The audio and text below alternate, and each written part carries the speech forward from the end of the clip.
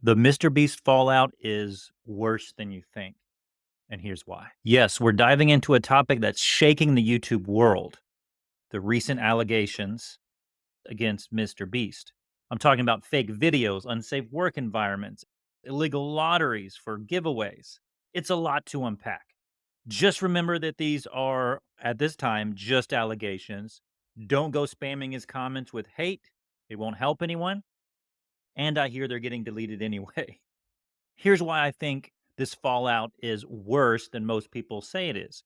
One is because I believe that what Mr. Beast is and has become is the inevitable result living by the algorithm. And that makes the current fallout much worse for him and for all of us, honestly, because so many YouTube creators are chasing the algorithm, adapting to the algorithm, living and dying by the algorithm in hopes of a one viral hit that launches us into stardom, like the Haktua girl, the reality star celebrities, or in the case of Mr. Beast, a giant YouTuber that is under attack. But look, Mr. Beast, aka Jimmy Donaldson, started as a kid playing Minecraft. He found success by streaming himself counting to 10,000. Yes, 10,000. That was his first taste of the algorithm's power. And he was rewarded for putting himself in an uncomfortable situation. And that shaped his YouTube career, I think, forever. I mean, just think about how that shaped and molded his approach to YouTube ever since. He puts himself and other people into uncomfortable situations. Think the Squid Games, burying himself alive, being stranded on a deserted island or out to sea, locking 100 people into glass cages. Then, of course, the Beast Games, where people are now claiming injuries, not getting medicine on time, passing out, and sometimes worse. Perhaps all of this is the inevitable escalation of chasing the algorithm. And one of Jimmy's next big milestones was giving away money to a random homeless man. He gave $10,000, which is a huge amount of money to anyone who is not rich. And the algorithm rewarded him for giving away money. So for the rest of his career, he keeps giving away larger and larger sums of money. He didn't stop to think about if it was right, good, or even if he was doing everything legally. He was probably chasing the algorithm like so many of us content creators on YouTube do. When you think about it, MrBeast's journey is full of experiments with the algorithm. Remember when he read the entire dictionary? Or when he spent 24 hours in a prison? They weren't just stunts, they were calculated moves. Each one pushed the boundaries, and the algorithm rewarded him with views and subscribers. Collaborations with other big YouTubers amplified his reach. Think about the videos with Mark Rober or the massive creator challenges he's hosted even recently. Each collaboration introduced him to new audiences, and the algorithm boosted his content further. The bigger the collaboration, the higher the reward. And maybe the more he was willing to risk to push those boundaries even further. I like to believe that his philanthropy also is genuine, but it's not always just about kindness. Giving away houses, cars, and even entire islands headlines and garnered massive attention. I mean, the algorithm loves viral moments, and Mr. Beast mastered creating them. I like to think his generosity is genuine, but it also played perfectly into YouTube's metrics. Take the video where he gave $10,000 to random strangers without saying a word. While it was a hit, the logistics behind such giveaways can be murky at best. Did he always ensure legal compliance? Probably not. The algorithm's reward blinded him, potentially, from the potential legal pitfalls. Or consider Last to Leave an Island Keeps It challenge. The focus was on spectacle and virality, potentially overlooking safety and fairness. The algorithm has this tempting way of creating filters that can make any content creator, even MrBeast, prioritize views over meticulous planning. MrBeast didn't just rely on big stunts, he innovated new video formats like last to leave challenges or survival scenarios.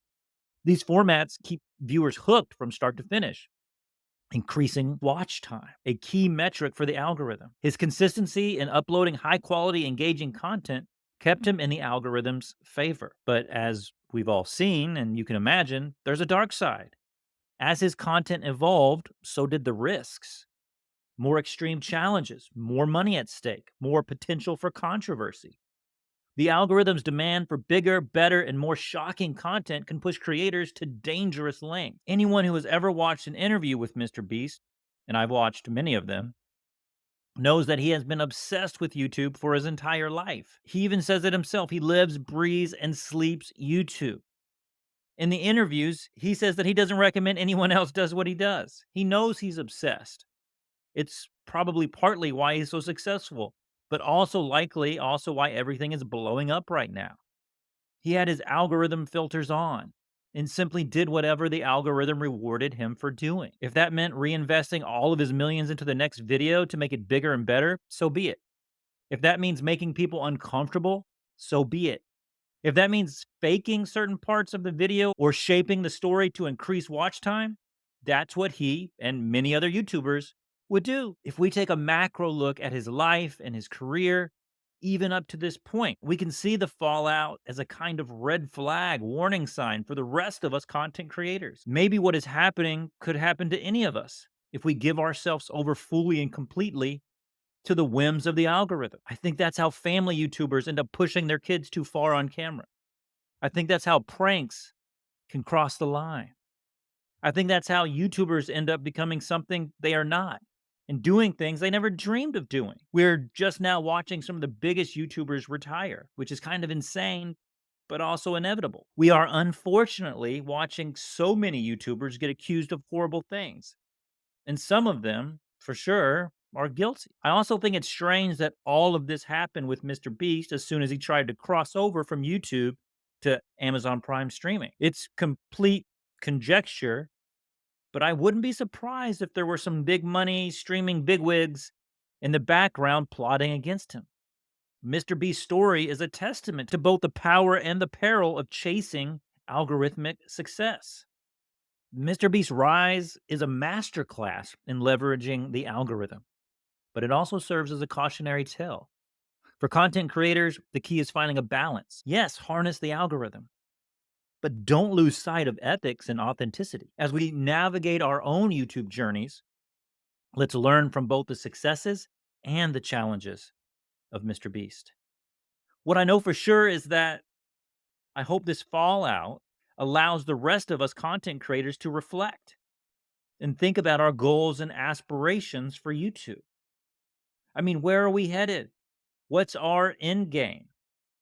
How can we stay true to ourselves and what we hope for the future while still growing on this platform? After all, 5 or 10 years from now, I hope that we can all be proud of what we and our channels have become. That's it for today. Remember to like, subscribe, and comment below with your thoughts.